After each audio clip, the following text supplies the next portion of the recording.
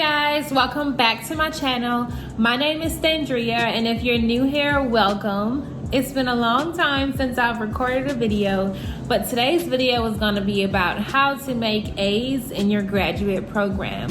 Whether you are in physical therapy school, in nurse practitioner school, in med school, or even CRNA school, I truly believe that all of these tips will help you guys.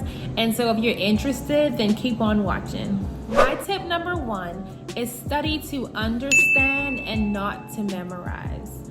And what I mean by that is whenever you're studying information, don't just memorize the PowerPoints word for word. We need to thoroughly understand that information. And whenever you understand information, it's easier for you to apply it in real life situations or even in an exam.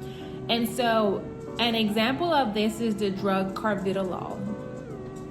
And if you're in the medical field and you know what carvedilol is a beta blocker. And so studying to memorize would be seeing carvedilol as a beta blocker, stopping right there and only studying that. But if you're studying to understand, your studies should reveal to you that, okay, carvedilol is a beta blocker. It's blocking the beta receptors. What do beta receptors primarily do? It primarily increases your heart rate.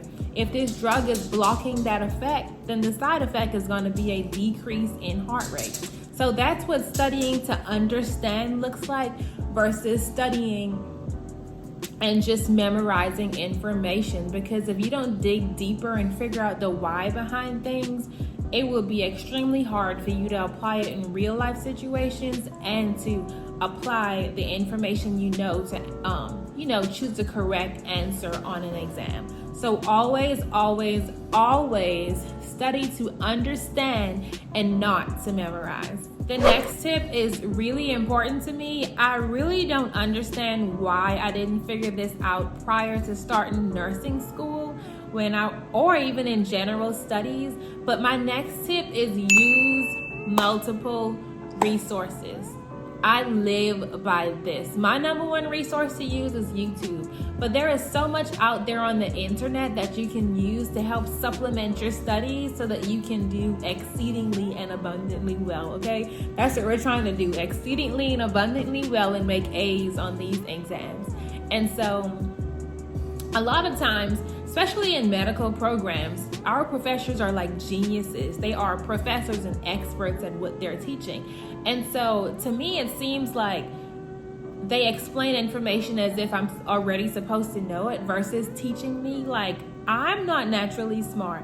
I have to study, I have to work my A off. And so I understand information when it is broken down and taught to me like a kindergarten. A lot of my professors do not teach like this. And so when I go on YouTube, I can see videos, I can see rap songs, I can see, just images, mnemonics. Like it's so much on YouTube that helps me to learn better. And so you should always use multiple resources. Yes, you can study a PowerPoint and make an A on exam. I've done that. I've memorized PowerPoints and made A's on exams. But to thoroughly understand this information and do well on exams, you have to use multiple resources. You can use YouTube, and on YouTube, I'm gonna write the YouTube pages that I love. I love Osmosis. I love Medicosis. I love Khan Academy. Khan Academy is a big one. It really helped me with biochemistry and physics this year. And I love AK lectures. So there's a lot of channels that you can subscribe to that does a really, really, really good job at breaking down information. Another thing is whenever you use multiple resources, you notice a trend. So you notice the information or definitions or key points that kind of stick out to you because you've used multiple resources and these key topics are pretty much being reiterated in your mind. And so you just have a higher chance of doing well on the exam because medicine is medicine. The important informations aren't changing. Yes, there's things that change in medicine each and every day, but these core foundational, subjects or information that we're learning, the key points are the key points. What you shouldn't do is what you shouldn't do. And that's going to stand out. whenever you use multiple resources, you'll notice a trend and you'll be able to say, okay, I keep seeing this definition, I keep seeing this concept. So you will know, okay, I need to master these subjects in order to do well on my exam. So this should be my number one point, but you have to use multiple resources. You just have to. And it also helps with the application of information, just like our key point number one. My next point is use flashcards and write out information. Y'all, I live by flashcards, okay? Like, I live by flashcards. I just have to. And when you write out information, it just sticks in your brain better. I feel like your brain has time to process it. You've written it out. And so I just really like writing out information.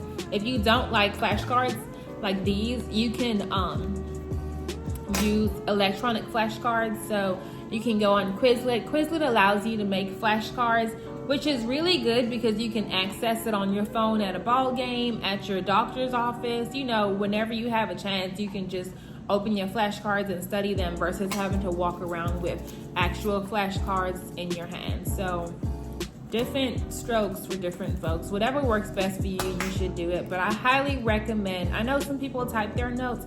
I highly recommend, if you realize that typing your notes isn't helping you, I highly recommend going ahead and writing it out. Your hands may hurt, but oh well, you'll be fine. My next point, and this is a big point as well, do practice questions. When we learn this information as providers, we're learning the information to apply to real life situations, and we have to pass the board exam to get our license. And so practicing questions allows you to see your strong points, your weak points. It allows you to also notice a trend in questions, notice a trend in key points. It allows you to see what information is actually important, because a lot of the things that we learn isn't even important, but when you do practice questions, it kind of puts into perspective what's important, what's not. It tests your application of knowledge, and it just strengthens your mind and strengthens you as a student. I truly believe this is something that I've been doing. Majority of our textbooks come with like online links to where you can practice questions. You can Google a topic and practice questions will literally come up. Quizlet even has practice questions that you can use. So utilize your resources and make sure you practice questions before the exam. Another point is record your lectures. I'm in CRNA school, as majority of you know, and our classes are all online. My last 2 semesters due to the pandemic, and so I'm learning on Zoom. And at first it was extremely hard because I was like, how am I supposed to learn on Zoom? Like, they would be teaching, my mind would kind of zone off, and when I come back I'm completely lost. I don't know what's going on. I'm like confused. And so if you record your lectures, 1, you're guaranteed not to miss anything. 2, every time I listen to a recorded lecture, it's like I learned something new. And I'm like, why didn't I hear this the 3rd time when I listened to the lecture? Why is it that the 4th time I'm finally learning or understanding this information? And so when you record lectures, it definitely helps. And it also helps you to notice a trend. I promise you guys, like, trends, if you pay attention and notice trends, it just helps you to do so well on exams. So when you record lectures and you listen back to them, you often notice professors saying, this is a key point.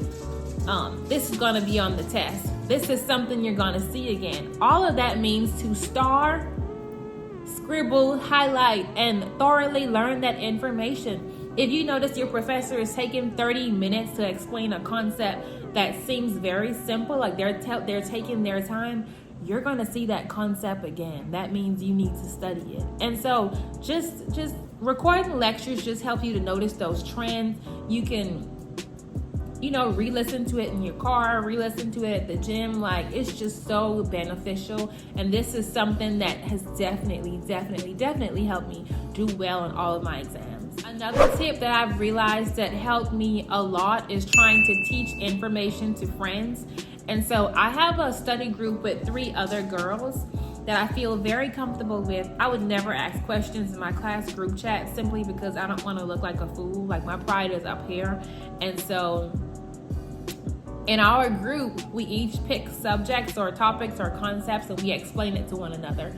And so one day I was explaining a concept and I'm doing the damn thing. Like, I'm explaining this concept. I'm like, yep, I got it. Come to find out, I'm explaining this concept like completely wrong.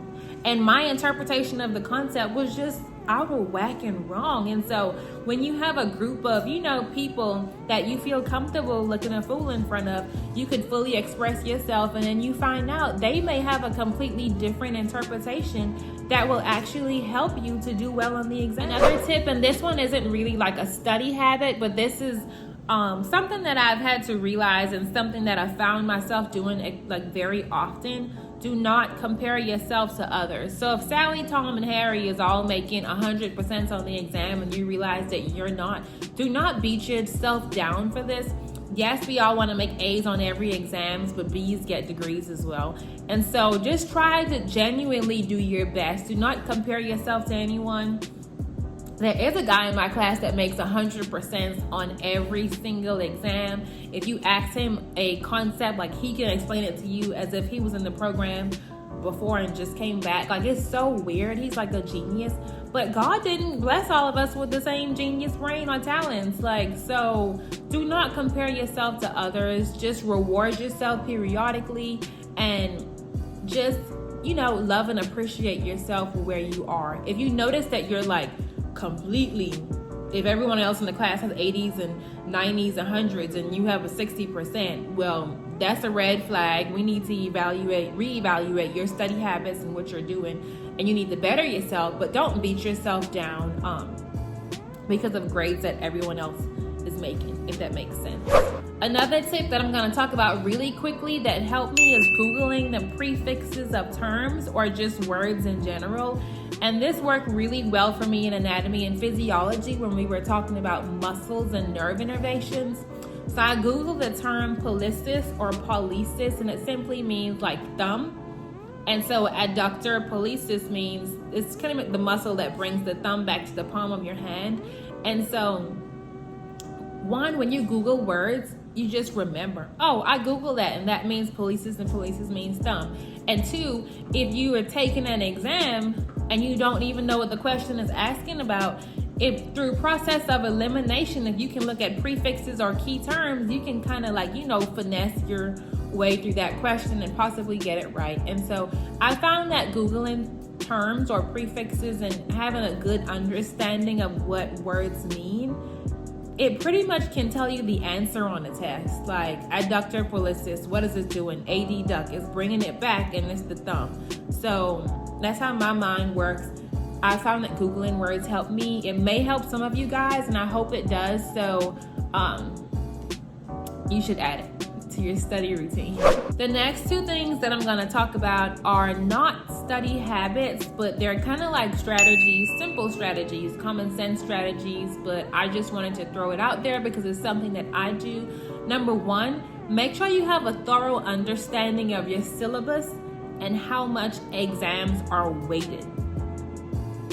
And what I mean by this is, if you have two exams coming up and you realize one of them are 10% and the other one is worth 35%, I'm going to spend 70% of my time studying for the exam that's 35%, and then once I fully understand, then I'm moving on to the exam that's worth 10%. Another strategy that has helped me to pretty much stay, on that straight road to getting A's is calculating my grades throughout the semester. And so if I've realized I've gotten a 84% on an assignment or a test that's worth 20% of my grade, I'm going to make sure I calculate that and I look at the percentages for the other assignments and see how hard I need to work or what I need to focus on. So calculating your grades throughout the semester, it just gives you a bigger picture of where you are and what you need to do to get where you're trying to go, if that makes sense. So always calculate your grades. It helps you to see how well you're doing or how horrible you're doing. My last and final tip is not really a study habit, but pretty much whenever you get frustrated just remember your why. Always remember your why and use that as motivation. Always remember your why and use that as motivation. So a lot of times I get frustrated and I'm like, why me? Why so much work? I'm tired of this. I'm already a nurse. I could just work bedside and collect some coins. But just remember, like for me, I remember the lifestyle that I want to live, the lifestyle that I want to provide my family with. I remember the impact that I want to make, you know, in the world and how I want to make that impact. And when I think about those kind of things and, you know, just envision myself living this life that I have planned for myself, it motivates me. It gives me that push. It says, okay, yes, hard times are now, but hard times don't last forever. Like, you can do it. And so I said this to say, if you're getting frustrated because you're not making A's, listen, remember your why, go back to the drawing board and revamp your study habits, revamp your plan. Like I said, I can do it. If I can do it, you can do it. And we can do all things through Christ who strengthens us. Like, God didn't bring us this far to leave us. He didn't give us the tools that we need to succeed just to leave us. And so just remember, you can do all things through Christ who strengthens you. If you're in general studies, in nursing school, in a graduate program, I'm extremely proud of all of you guys. I really, really hope these study habits and tips help. If there's anything that you do that you found work extremely well for you, go ahead and make sure you leave a comment down below. I'm going to check out these study habits because I am always looking to better my studies. And if you stay to the end of this video, I love you. I appreciate you. And I will see you guys in the next one. Bye, loves.